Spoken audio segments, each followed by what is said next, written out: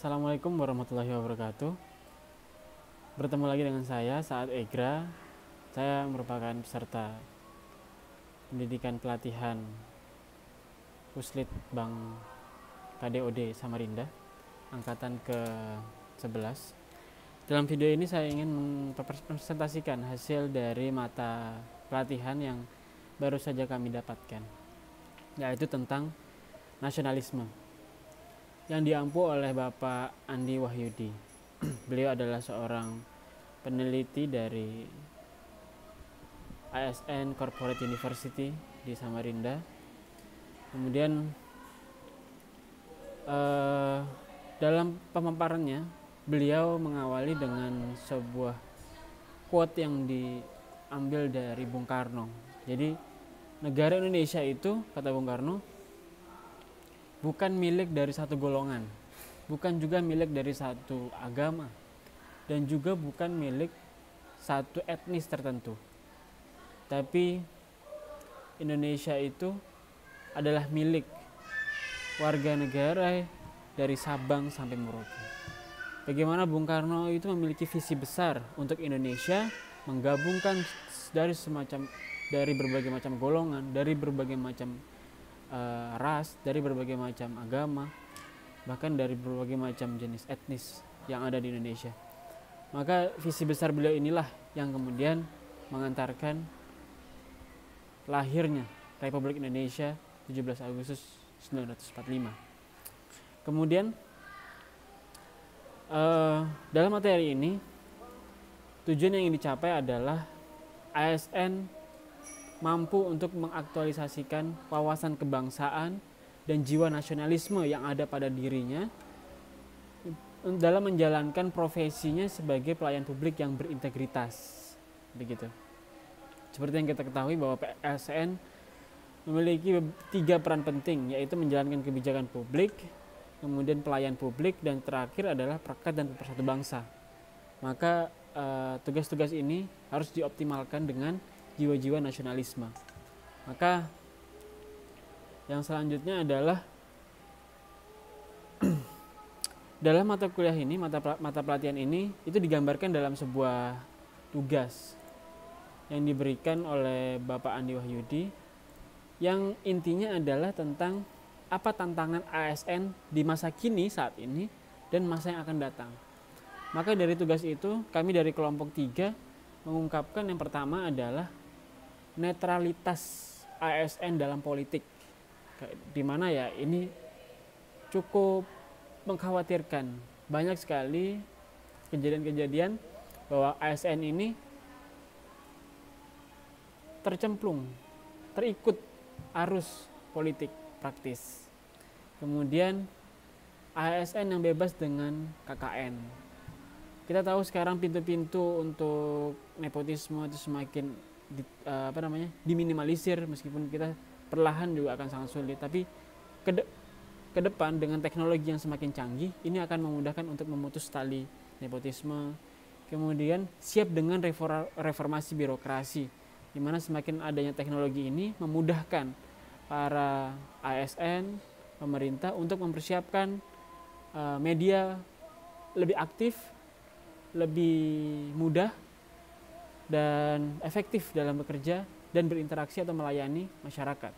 Kemudian adanya revolusi industri yang bisa jadi meminimalisir belanja pegawai ASN dengan mengoptimalkan peran-peran teknologi. Kemudian tantangan yang masa akan datang adalah nasionalisme. Bagaimana tidak? Hari ini saja anak muda itu sudah mulai digandrungi oleh budaya-budaya dari luar, misalkan dari Korea, mungkin dari Barat, atau budaya-budaya dari Amerika yang melunturkan sedikit demi sedikit rasa nasionalismenya. Kemudian adanya revolusi industri 5.0, kemudian kemampuan bahasa asing yang akan semakin ketat untuk bersaing karena kita akan memasuki perdagangan bebas. Maka perlu ada kemampuan bahasa asing yang optimal. Kemudian kompetensi etik ini juga penting, di mana akan ada degradasi etik publik ke depan karena peran tatap muka dari pelayan ASN kepada masyarakat akan digantikan oleh teknologi. Maka ini perlu ada perkembangan etik publik dalam penggunaan teknologi. Kemudian maka yang perlu untuk didukung adalah perlu adanya hospitality, perlu adanya jiwa entrepreneurship, penguasaan bahasa asing, dan penguatan lembaga-lembaga pelatihan sumber daya manusia dalam peningkatan kompetensi untuk mendukung tantangan-tantangan di masa depan. Selain itu, kami juga diberikan tugas yang lain, yaitu implementasi nilai-nilai Pancasila dalam pelayanan publik.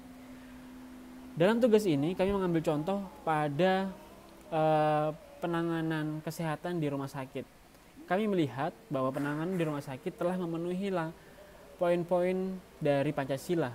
Misalkan yang pertama adalah sila pertama berkaitan dengan ketuhanan Yang Maha Esa, di mana ruangan beribadah telah tersedia di rumah sakit. Kemudian peluang-peluang gratifikasi dan suap itu ditutup oleh aturan-aturan yang telah diterbitkan dari rumah sakit, termasuk juga adanya bimbingan rohani di rumah sakit umum daerah.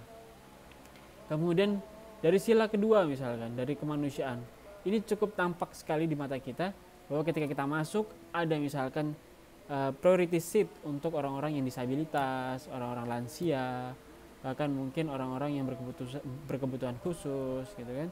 Bahkan di rumah sakit kita dan hampir mungkin di seluruh pelosok negeri itu terdapat program khusus untuk ramah lansia. Ini maknanya apa? Berarti untuk lansia itu memiliki prioritas khusus untuk dilayani, bahkan bisa jadi dimudahkan.